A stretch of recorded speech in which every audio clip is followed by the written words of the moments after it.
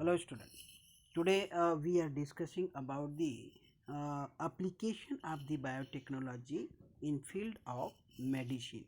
In our book the topic is biotechnological applications in field of medicine. Student, the recombinant DNA technology is having the immense impact on the healthcare because mass production of the safe and more effective therapeutic drugs are produced by recombinant DNA technology. So, by the recombinant DNA technology, we are producing the large number of very safe and effective drugs.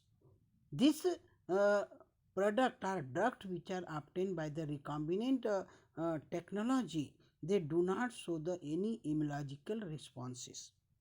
So, unwanted immunological responses are not shown in the drugs which are produced by the biotechnology. Generally, the some drugs which are obtained from the other resources, they causes the some unwanted immunological responses, and this is common in case of similar product isolated from the non-human resources. So, biotechnology recombinant therapeutic do not induce unwanted immunological responses as in common in the case of similar product isolated from non-human resources. It means if we are producing the some therapeutic drugs from the biotechnology, they do not show the any unwanted immunological responses. But some drugs obtained from the non-human resources, they can cause the immunological responses. So, it is better to understand that the therapeutic drugs which are obtained by the biotechnology are better than the drugs obtained from the non-human resources, because dust of the non-human resources, they causes the unwanted immunological response. So, let's we have to discuss here about 30 recombinant therapeutic drugs have been approved from the human use worldwide. So, about 330 recombinant drugs have been approved for the human use worldwide. In India, 12 of these are the presently being available in the market. So, this type of therapeutic drugs which are produced by the biotechnology in India, about 12 of these one are being used and they are available in the market. So, let's we have to discuss now biotechnology application in field of the medicine. Students, one example of the biotechnological product, this is therapeutic drug, and we are using a genetically engineered insulin. So, the insulin which is produced by the genetic engineering, our insulin is produced by the biotechnology, it is called genetically engineered insulin. Generally, student, the patient of the diabetes are treated with the insulin injection are given to the such patient, and what happen, the insulin is reduces the sugar level in the blood. So, the diabetes patient are treated with the insulin. Insulin is a one hormone, and this insulin is secreted by the pancreas. So, what happen, the diabetes patient are treated with the insulin, and these insulin injections are given to them at after the interval of the time. So, after the some time, the insulin injection are given to the patient of the diabetes. So, thus the many diabetes patient, we require the much amount of the insulin. So, if we want to treat the diabetes patient, we require the very large amount of the insulin required for their treatment. And student, this insulin we are isolating, this insulins we are isolating from the other animal. So, what happened? From pancreas, the insulin is secreted, and this insulin mix with the blood and reduce the sugar level. But most of the diabetes patient, the insulin injections are given after the interval of time. So this insulin is extracted from the other animal, and this insulin which is isolated from the other animal, this is causes some allergic responses also. It causes the some allergic responses also. So I have to read this line. The insulin from the other animal. So insulin is isolated from the other animal. Would be insulin isolated from the other animal be just effective as that secreted by human body? So human body, whatever insulin is secreted, that is much effective than the insulin extracted from the other animal. Second one, would if it not elicit an immune response in the human body? No. The insulin is extracted from the other animal. It also can show the some immunological responses. It can also cause the allergy. But students, we, as I have mentioned here, and in book also we have, it is mentioned that much insulin is required because the number of diabetes patients are increasing day by day. So for the treatment of the diabetes patient, we require the more and more insulin. And this more production of insulin, we should have the more and more animal. Okay, so but this production is not enough. So nowadays what happen? Some bacteria are available, and these bacteria are available that could make the human insulin. Now imagine it, children, if bacteria were available that makes the insulin, and suddenly what happen? Complete the process will be very simple and easy, because we will get the lots of quantity of insulin from the bacteria, and that will fulfill the growing demand of the insulin of the diabetes patient. So that will be very easy process if the microbes will be available for the production of the insulin. Microbes will be used for the production of the insulin. So we have to understand now genetically engineered insulin. How the genetically engineered insulin is obtained, or how the biotechnology is useful for the synthesis of the insulin. So we have to understand now first this insulin used for the diabetes patient was earlier extracted from the pancreas of the slaughtered cattle and pig. So for extraction of the insulin, we have to kill the many animals. We have to kill the many animal for meat purpose, and we isolate the pancreas. And from that pancreas, we used to extract or isolate the insulin. So simple, the insulin is extracted, or it is isolated from the pancreas of the cattle and pig, and for the extraction we have to kill them. This insulin which is isolated from the animal cause some patient to develop allergy. So this insulin which we are taking from the cattle or pig, it may cause the allergy, number one. And other type of reaction to the foreign protein, this type of insulin, where we have to kill the animal, we have to take out the pancreas, and we have to extract the insulin, number one. And number two, this insulin is developed the allergy. Such type of insulin is given to the patient, diabetes patient, and it causes some allergic responses also. Students, we first understand how the insulin is formed, or what is the basic composition of the insulin. So insulin consists of two short polypeptide chain. In insulin molecule, mature insulin molecule, there are the two polypeptide chain. There are the two short polypeptide chain, and they are labeled as the chain A and chain B, which are linked together by the disulfide bridge. So disulfide bridge is there, and by the disulfide bridge, the two chains, these are the short polypeptide chain, are connected. So matured insulin constitutes two short polypeptide chain chain A and chain B, and these are linked together by disulfide bridge. As you see, the chain A and chain B's are given in the diagram. Second important part is in animal, including the human, insulin is synthesized as a prohormones. Actually, the insulin, mature insulin is having the chain A and chain B. But this insulin is synthesized in the prohormones form. It's like the proenzyme. So prohormones, it means initial insulin. The prenicial insulin is insulin is synthesized as a prohormone. It is prohormones form, and this prohormone also need to be proceed before it become matured. So what happened?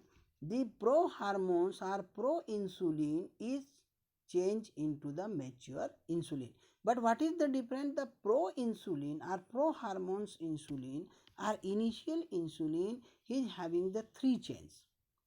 It has chain E, chain B, and one extra stretch is called the C peptide chain. So what to understand? We have to understand how many chains are in the insulin, mature insulin. So there are two short polypeptide chain, and these are chain A and chain B, and they are linked with the disulfide bridge. But if you talk about the prohormones insulin or initial insulin, this insulin is having the one extra stretch also. So it has chain A, chain B, and chain C peptides also. So the prohormones are initially synthesizes insulin. It is having an extra stretch called the C peptide. But this C peptide is not present in the mature insulin.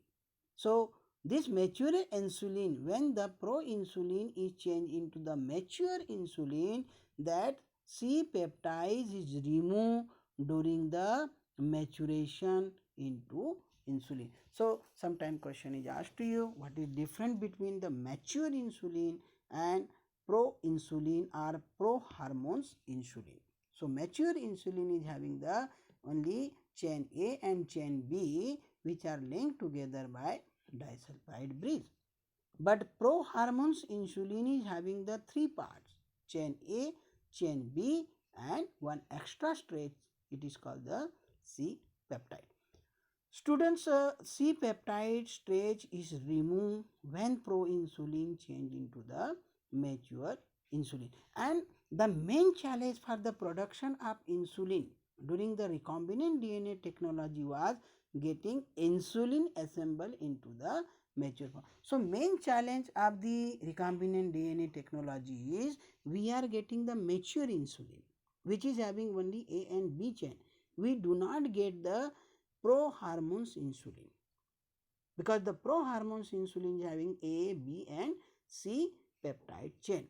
So this prohormones insulin is having ABC, A, B, and C peptide chain, but we are not getting C peptide chain in the mature insulin, because mature insulin is having only chain A and chain B. So this is the big challenge. We are getting only mature insulin, we are not getting the prohormones insulin. Now, in 1983, Eli Lilly is American company prepared two DNA sequences corresponding to chain A and chain B, like the human insulin. So, in 1983, Eli Lilly, American company, synthesizes the two chains similar to the chain present in the human insulin. They synthesizes the chain A and the chain B, and then this chain A and chain B introduce them into the plasmid of the E. coli. Now the chain A and chain B are inserted in the plasmid of the E. coli, and by this insertion, what is produced? A insulin chain is produced. Insulin is produced, and this producing insulin is called artificial insulin, or it is also known as humulin, because they have prepared the two chain. One is the chain A and another is the chain B. Then these are inserted into the plasmid of the E. coli to produce the insulin chain, and thus chain A and chain B were produced separately.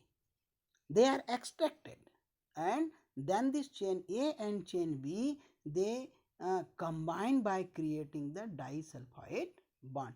So thus the Eli Lilly American company, they have prepared the chain A and chain B.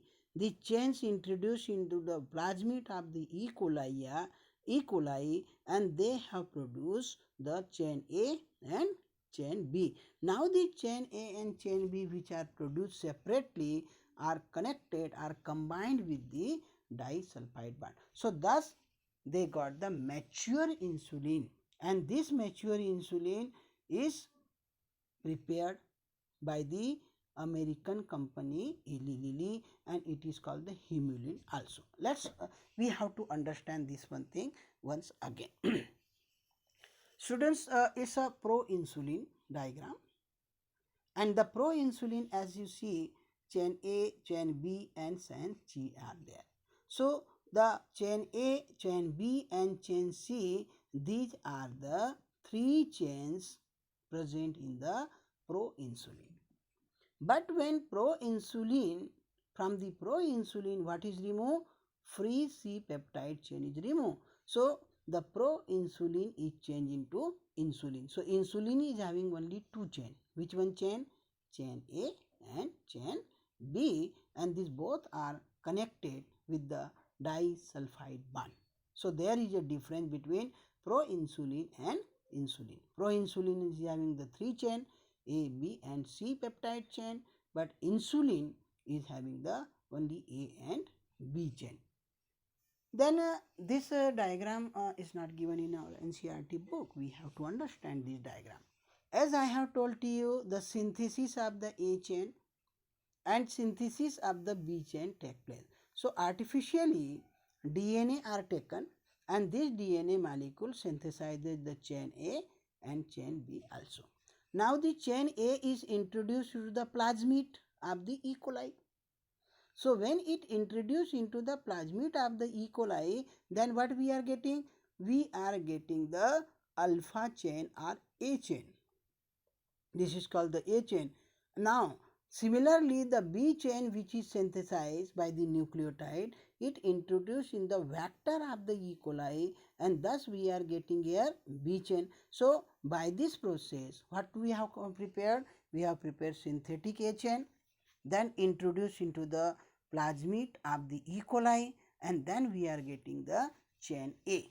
Similarly, we have prepared synthetic B chain, and this B chain, synthetic B chain, introduced into the plasmid of the E. coli, and then we are getting the B chain. So thus at the end we have obtained chain A and chain B, and this A chain and B chain now combined together, and that's why we are getting the insulin, because A and B chains are combined with the disulfide bond, and thus we are getting the insulin. So a very important question is asked to you. What is the question? Question is how the genetically engineered insulins is produced. So here we should understand, genetically the A and B chains are formed. This A chain introduced into the vectors of the V. coli, and then A chain is obtained.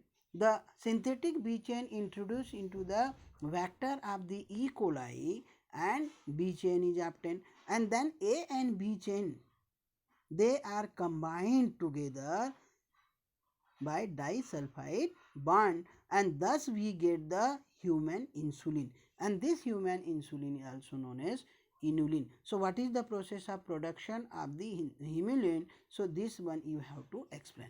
Second important part is pro-insulin and insulin difference also. So we have to revise now how the genetically engineered insulin is obtained.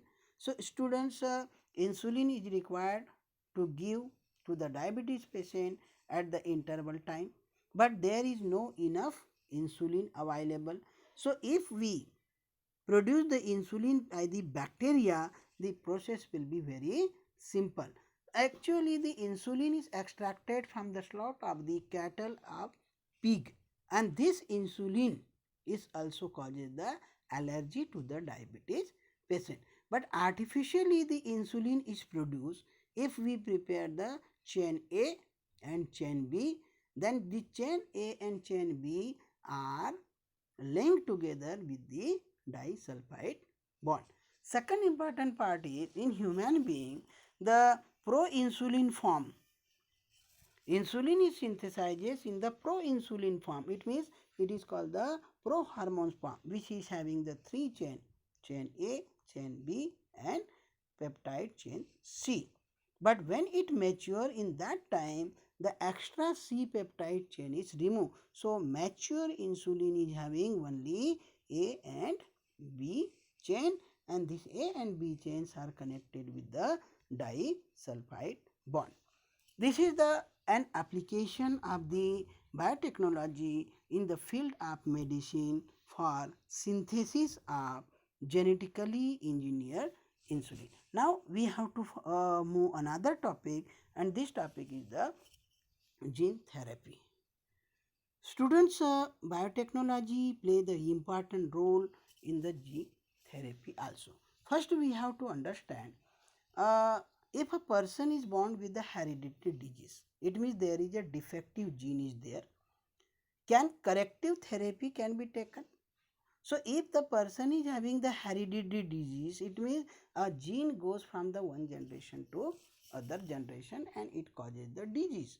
So if there is a defective gene, this defective genes is removed, and instead of this gene, the desired gene is introduced in the person's cells and tissue.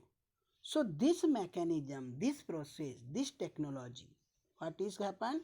Defective gene is removed and desired genes is introduced or inserted into the person's cells or tissue, and that will be the process for the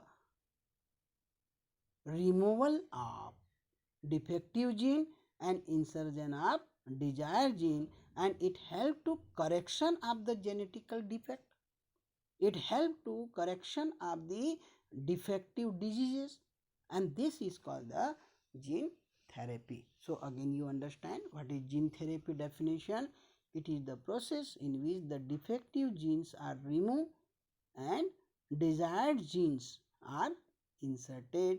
This technique is called gene therapy. But the desired genes which we introduced, this normal gene into the individual or embryo to take over the function and compensate for the non-functional genes. So here you understand the defective genes are removed and desired genes. It means the this type of genes which can fulfill the function of defective genes or which can complete the function of the defective, because defective gene do not perform the any function, it is the non-functional gene. So when we are introducing the other gene, that will work. So here gene therapy, one word definition is the removal of defective gene and insertion of desired gene. This technique is called the gene therapy. This gene therapy process, the first clinical gene therapy was given in 1990 to 4 year of old child, old girl. So many time question is asked when the first clinical gene therapy was given. So it is 1990 to 4 year of old girl with adenosine deaminase deficiency, ADA deficiency. So what was the defect? There was the defect in the gene, and that gene do not produces the enough amount of adenosine deaminase. So deficiency of adenosine deaminase, so it is called ADA deficiency. So first clinical gene therapy was given in 1990 to 4 year of the old girl with adenosine deaminase deficiency. First children, you understand deficiency, it means less amount of the enzyme is produced. It means adenosine deaminase is produced in less quantity. That is called adenosine deaminase deficiency. So, in the body of the girl, there was the deficiency of adenosine deaminase. It is very important. Adenosine deaminase is the very important enzyme which play important role in immune system. It means if adenosine deaminase is enough quantity available, the immune system will be strong. But there is a deficiency of the adenosine deaminase, the immune system become weak. So in that 4 year of the old girl, the immune system was very weak because there was the deficiency of adenosine deaminase. So there was the defective gene. So the defective genes is removed. The disorder is caused due to the deletion of the gene for the deaminase. Now, it means this disorder was because the gene which synthesizes the adenosine deaminase was removed. This was the defective genes, and that defective gene is what happened? There was the gene which is the defective gene. It means the original genes is deleted. The disorder is caused due to the deletion of the gene for the adenosine deaminase. Why there is the deficiency? Because the gene which synthesizes the adenosine deaminase is deleted. And that's why the defect come. This why the disorder come. Because the disorder deficiency is there because the gene which synthesizes the adenosine deaminase, it get deleted. And due to the absence of this gene, there is a deficiency of adenosine deaminase. So for the treatment, what to do? In some children, ADA deficiency can be cured by the bone marrow transplantation. So such type of disorder can be cured by giving the bone marrow. Bone marrow of the one person, bone marrow it means there is a gene of the synthesis, there is a gene which can synthesize the adenosine deaminase. So these genes of the bone marrow is given to the patient. So this is the ADA deficiency can be cured by the bone marrow transplantation. This is the first technique. Other method is it can be treated by enzyme replacement therapy. Enzyme replacement therapy, it means additionally through the injection adenosine deaminase enzyme is given. So functional adenine it is given to the patient by the injection. There are two methods. If there is the ADA deficiency, how do we can correct? It can be corrected or cured by the bone marrow transplantation. So bone marrow of one person will be given to the patient. And second is enzyme therapy. In such cases, the enzymes deaminase, adenosine deaminase enzyme is given through the injection, and these are the two methods used for the treatment of ADA deficiency. But the problem is here, these two, both these approaches that they are not completely curative. So only bone marrow transplantation, it is for the some time we have to go for the interval of the time. Similarly, enzyme replacement therapy is it is also useful for the some duration of the time. But these both are not the very curative method. These both approaches are not very useful to cure the disease permanently. So here it is word is used. These both methods are approaches that they are not completely curative. So what to do now? So first step for the gene therapy is what? The first step toward the gene therapy, lymphocyte from the blood of the patient are grown in the culture outside the body. First method. How to gene therapy is done? How it will be very permanent and curative? So first, from the blood of the patient, lymphocyte, it means WBC are taken out. We have to take the blood sample, and in this blood sample WBC will come, they are called the lymphocyte. So these lymphocytes are taken out and they are grown outside. So WBC from the blood of the patient are grown in the, they are taken outside and they are grown in the culture outside the body. So, first WBC taken from the blood of the patient and these are grown outside the body. Then what happened? In this WBC are lymphocyte. A functional ADA complementary DNA using the retrovirus is then introduced into lymphocyte. One functional DNA segment which synthesizes the adenosine deaminase is introduced into the lymphocyte. Understand? Functional ADA complementary DNA strand, it introduce functional ADA complementary DNA strand. It means a one DNA strand which synthesizes the, which is having the genes to synthesize the adenosine deaminase, it is introduced. So, simply understand, first lymphocytes of the patient is taken outside and grown, and this complementary DNA of functional ADA is introduced to the lymphocyte with the help of retrovirus, because this is the animal cell. In animal cell, retrovirus are the vector. So this complementary DNA is introduced into the lymphocyte of the patient.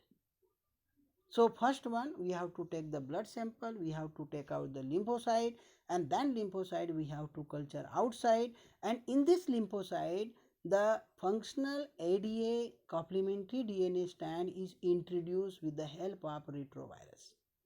Then what happened? Now this WBC are returned to the patient body. Again this one subsequently returned to the blood of the patient, and these cells are not, but children, these cells are not immortal. So we have to take out the blood sample again and again, we have to take out the lymphocyte again and again, we have to introduce the complementary DNA again and again, okay, and this we have to do after the interval of the time, because the cells are not important. The patient required periodic infusion of some genetically engineered lymph. So that where the lymphocyte genetic material is changed, because we are introduced the complementary DNA, and these lymphocytes are called genetically engineered lymphocyte. However, this is also not the permanent technique.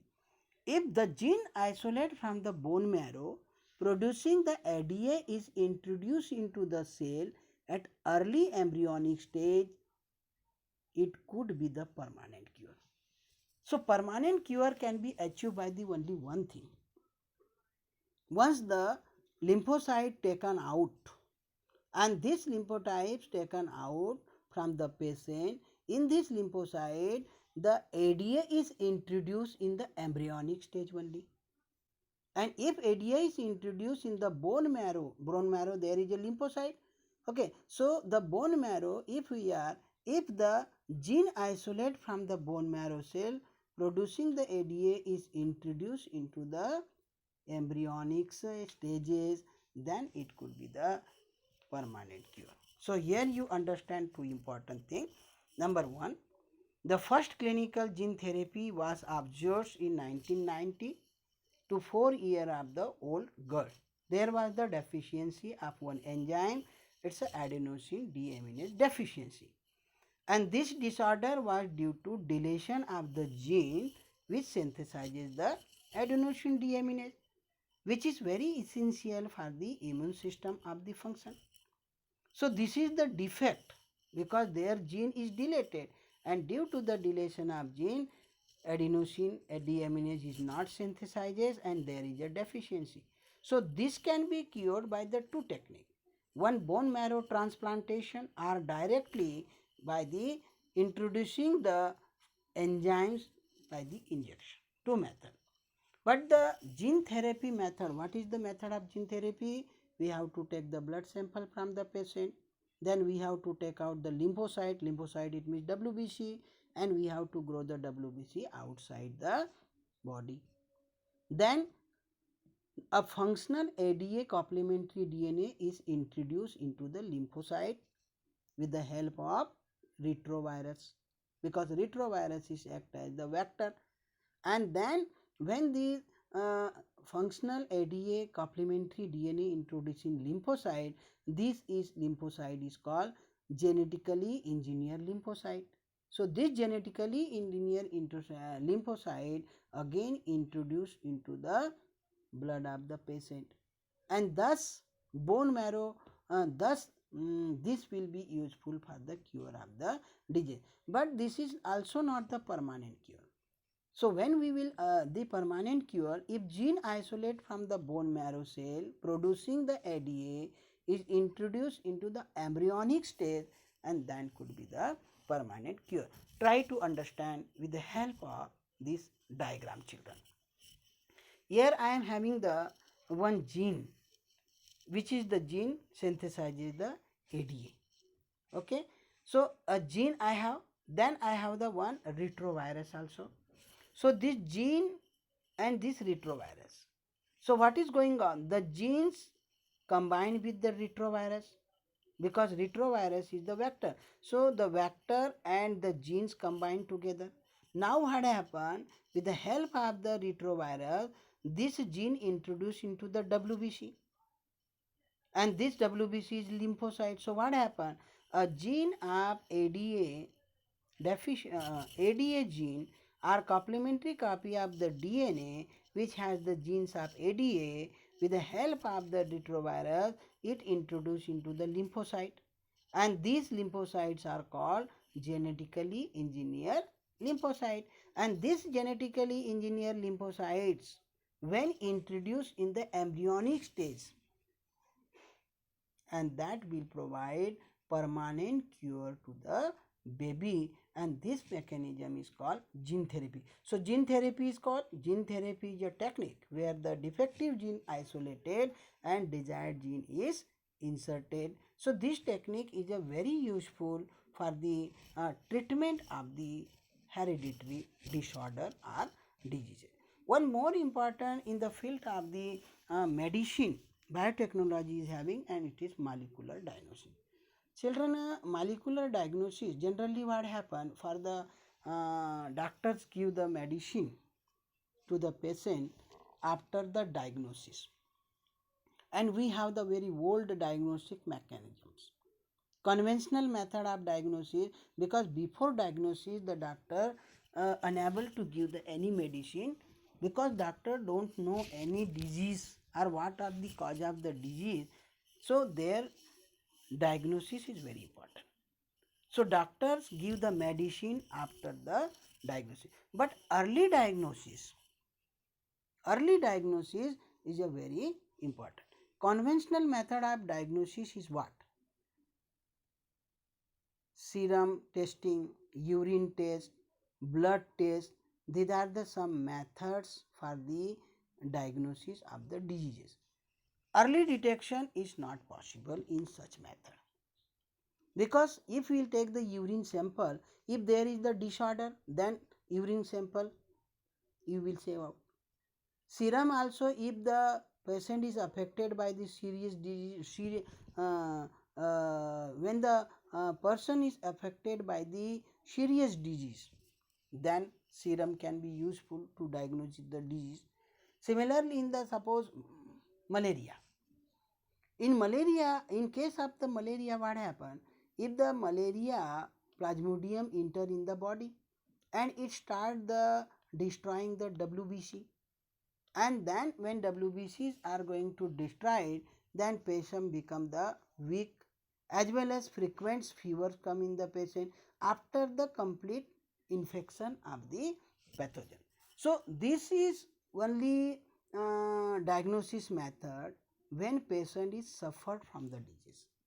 But we have now the new technologies or new technique to early diagnosis, and this recombinant DNA technology. Here is a polymerase chain reaction, PCR, full form generally asked in the exam. Polymerase chain reaction or PCR. PCR is what? Here number of copies of DNAs are made.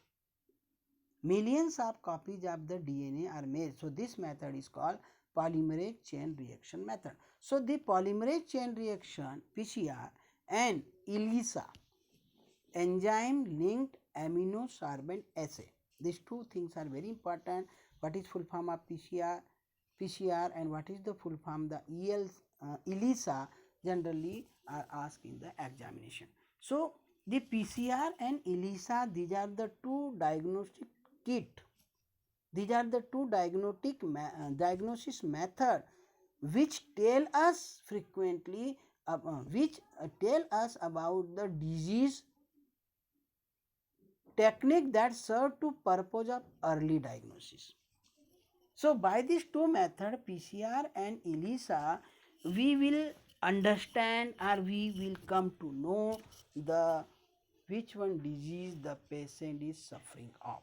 So these are the two techniques for the early diagnosis of the disease. How does this happen? To understand now, actually when any bacteria or virus they affect to the person, and then when they are infecting to the person, the some symptoms are shown.